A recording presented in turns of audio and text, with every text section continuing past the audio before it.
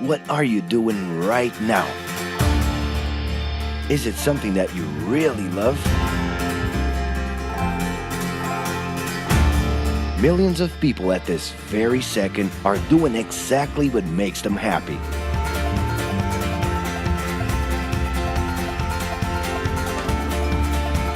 But wait a minute.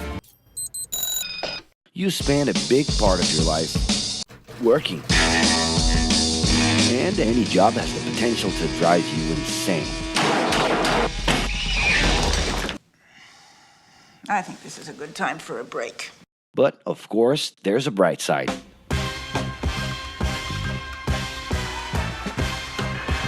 And the best thing, time off. As a matter of fact, the way we work influences new trends and behaviors in society. And if some things are new and different to you, and to everyone else, it's good to know that the ones who really captured the idea are those young millennials. Otherwise known as Generation Y, G, we, globalists. Okay. We know you heard about this. They represent a new workforce in the global market and have high aspirations.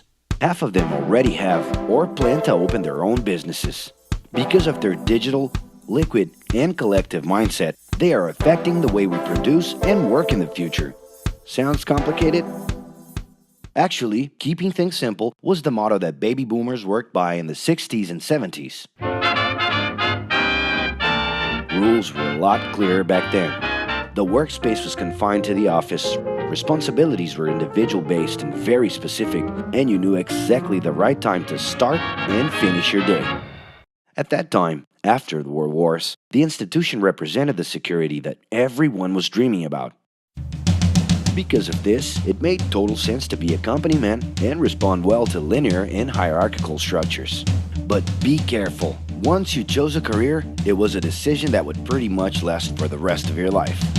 Older workers would teach young ones because putting in long years of experience was essential if you wanted to grow within the company. Having a job would guarantee social status and was the first step towards marriage and a first kid 9 months later. Work didn't mix with personal life. No bringing work home. But baby boomers worked a lot. It's been a hard day's night. And this had to do with keeping a deep sense of discipline and honor. Day-to-day sacrifices guaranteed that the family would be taken care of, and they knew that a big payoff would come, even if it would take a while.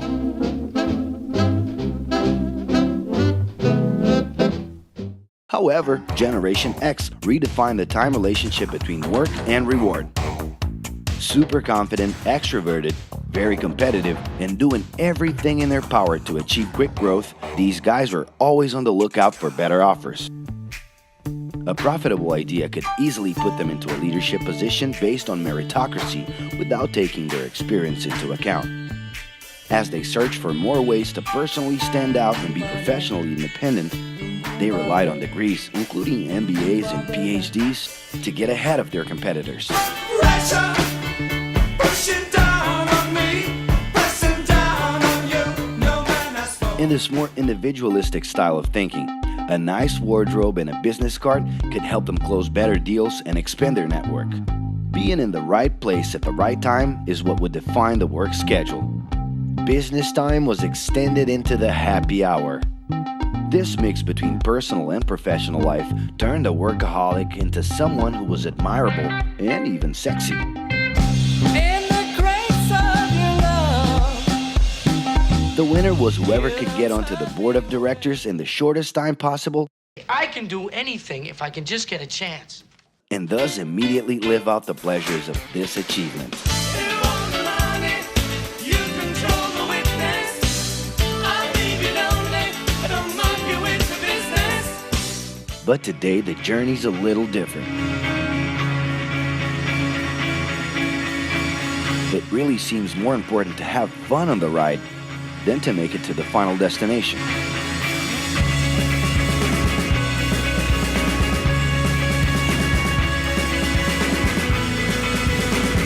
Ironically, millennials, those unpredictable kids, are the ones perfectly translating this new vision.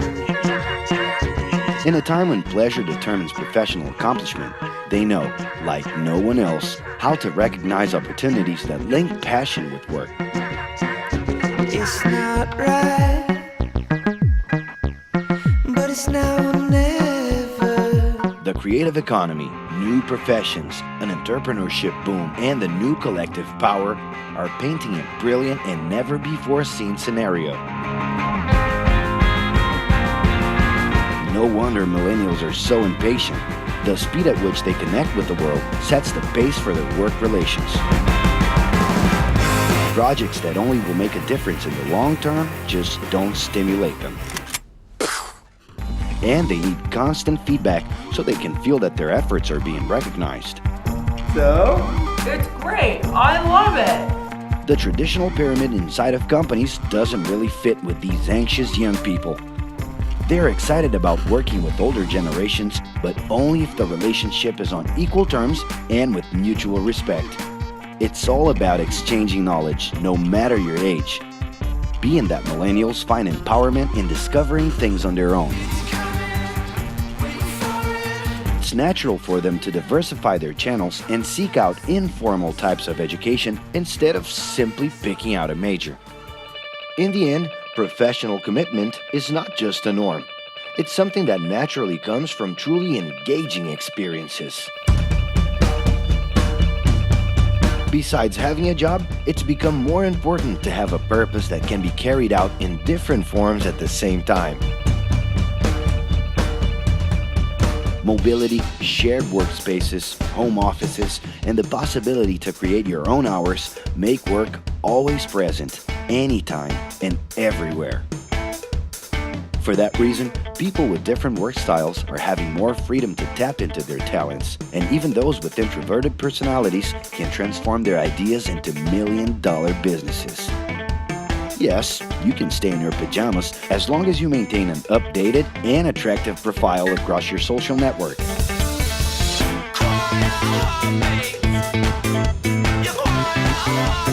As you can see, flexibility is really the way to go. Millennials are fascinated when they get involved in works in progress and feel motivated by learning new skills. They're excited about an open and forever beta world where testing and messing with something unfinished is the only way to create the new. Millennials need more than ever to feel autonomous, and they're exhilarated by the challenge to develop and participate collaboratively.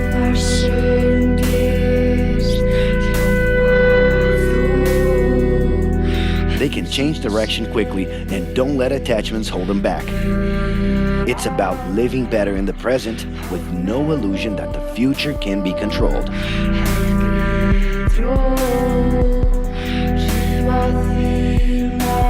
That's because of one simple thing. Whoever adapts more easily can evolve along with the changes. And if you feel overwhelmed by everything so far and are looking for the right answer, well, sorry. We're still going to ask you another question. Are you doing what you love right now? No. So start.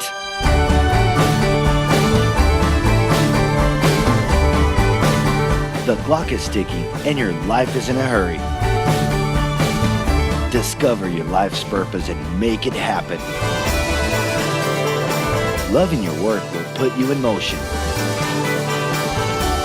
It's the only way to lead a fulfilling life every day.